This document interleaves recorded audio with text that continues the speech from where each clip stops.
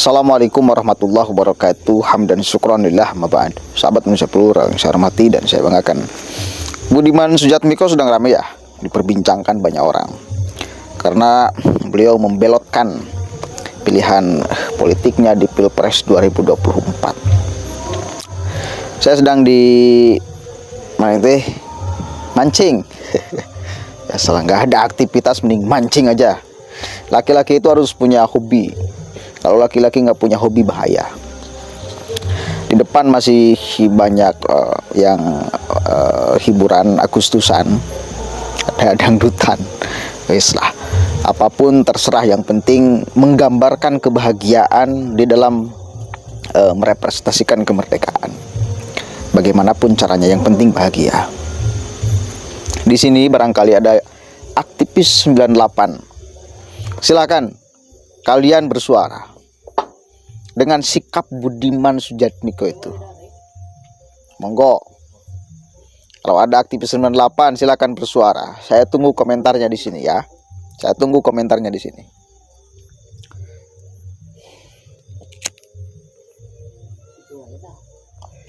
Ada peristiwa yang susah kita hilangkan di kepala.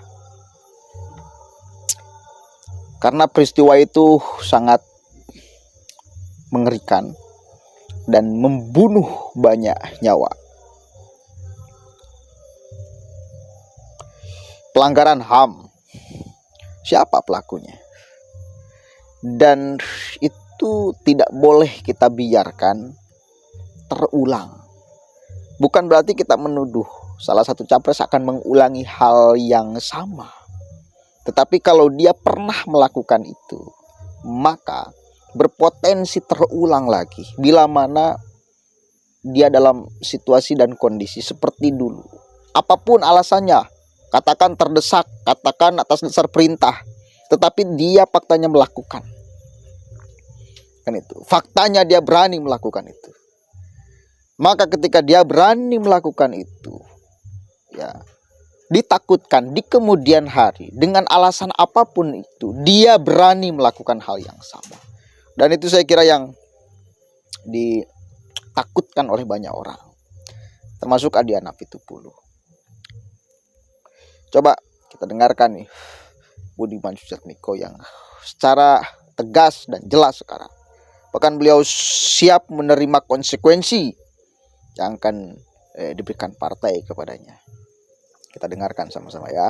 Pandemi ini bukan ancaman terakhir.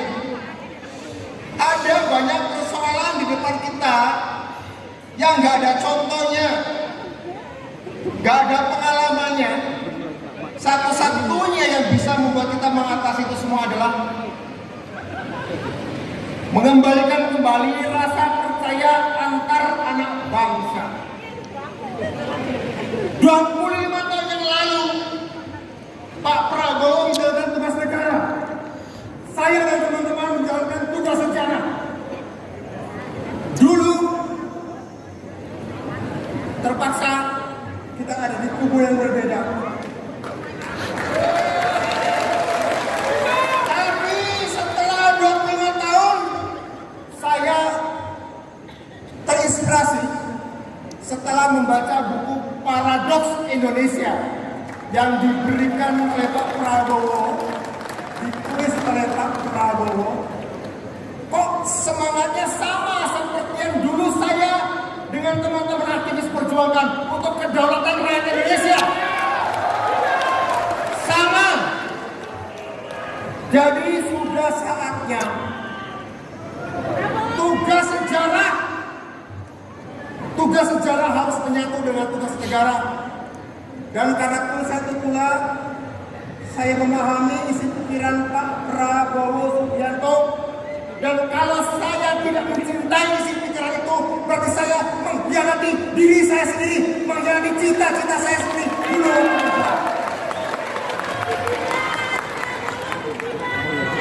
Dan saya, Bapak Ibu, biasa ambil resiko. Biasa mengambil resiko apapun. Hari ini saya katakan, Budiman Sujatmiko ingin menitipkan pada Pak Prabowo Subianto. Saya dan teman-teman ingin menitipkan pada kepada Bapak Prabowo Subianto, jika insya Allah atas kehendak Allah Subhanahu wa Ta'ala, ya, Pak Prabowo jadi presiden ke-8 Republik Indonesia.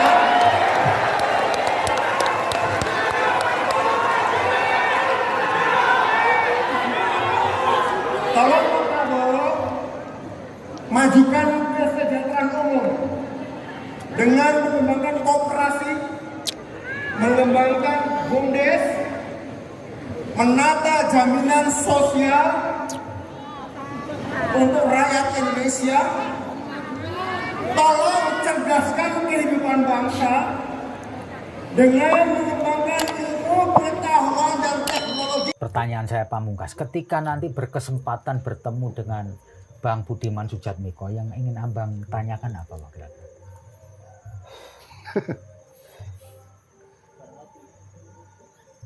Sama Budiman. Nah, Kenapa lo gitu, Bud?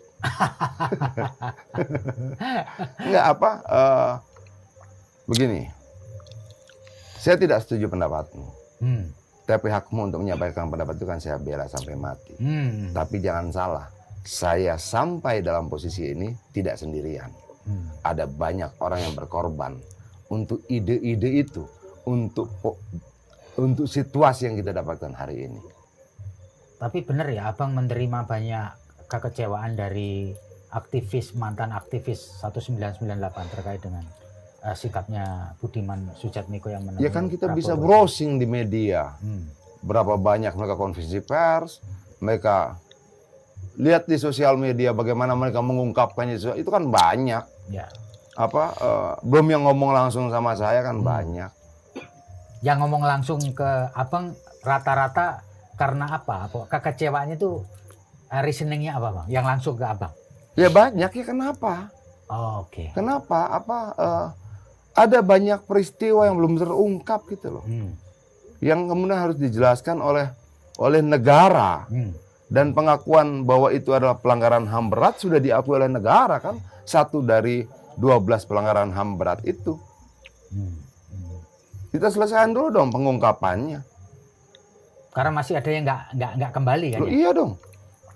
Begini, ada peristiwa saat itu kalau tidak salah 189 perempuan diperkosa dalam 1 hari, diperkosa massal di Jakarta ini, dan sampai 25 tahun tidak ada pelakunya.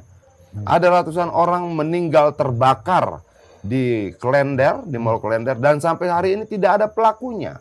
Ada kemudian sekian banyak gedung terbakar. Ada kerusuhan luar biasa di berbagai kota serentak. Dalam waktu yang relatif bersamaan. Tidak ada pelakunya. Ada sekian banyak korban penculikan. Tidak ada pelakunya. Lalu kita mau jadi negara apa gitu loh. Ya. Ada peristiwa kejahatan luar biasa. Ya. Yang kemudian negara tidak sanggup membongkarnya selama 25 tahun. Kalau saya bicara ini dendam bukan. Ini untuk kebaikan kita di masa depan. Ya. Bagaimana mencegah agar peristiwa serupa tidak berulang di kemudian hari, sampaikan terus pada rakyat. Oke, jelas. Itu yang diucapkan oleh Budiman Sujatmiko. Dan itu yang diucapkan oleh Adiana Pitupulu sebagai komentar dari sikap Budiman Sujatmiko. Ketawa loh. Ketawa, Bos. Artinya peristiwa 25 tahun yang lalu itu dengan mudah dibalikan oleh orang yang menjadi pelaku. Ini kan banyak motif. Kalau kita mau terka apa alasan Budiman, itu pasti dia punya alasan.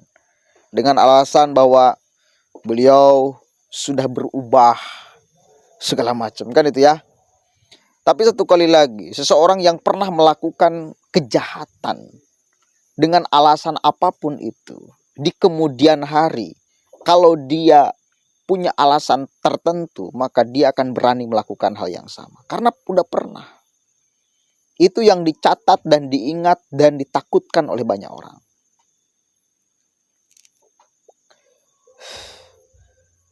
Kalau katanya dia sudah berubah, ya karena tidak memiliki kesempatan mungkin dan tidak ada persoalan serumit atau tidak ada yang memerintah.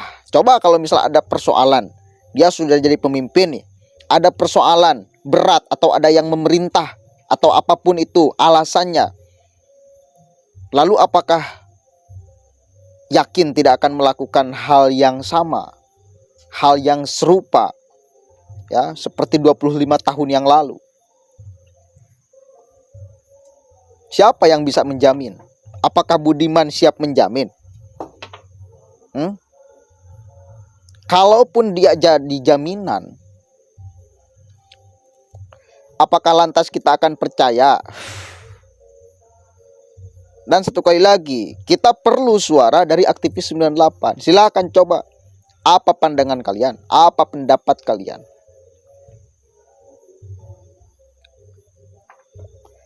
Ade Armando, dia udah ngomong bahwa beliau udah berubah, katanya ya. Organ-organ yang radik,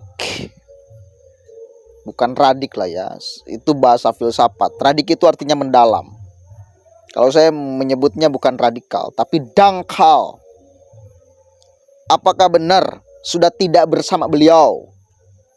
Atau masih mengintip untuk bisa masuk ke tim beliau? Atau pada saatnya nanti dia akan mengibarkan bendera? Siapa yang bisa menjamin itu? Ade Armando siap menjamin. Apakah kita akan percaya kepada Ade Armando? Kan itu. Ya silakan, semua diserahkan kepada publik. Otoritasnya ada di hadapan masyarakat. Kedaulatan ada di tangan kita yang akan memilih. Kalau saya lebih memilih orang yang tidak pernah punya rekam jejak pelanggaran HAM. Saya pribadi. Kenapa? Karena orang yang pernah melakukan pelanggaran itu, satu kali lagi, boleh jadi melakukan hal yang sama dengan alasan apapun. Dia pernah tega di masa lalu.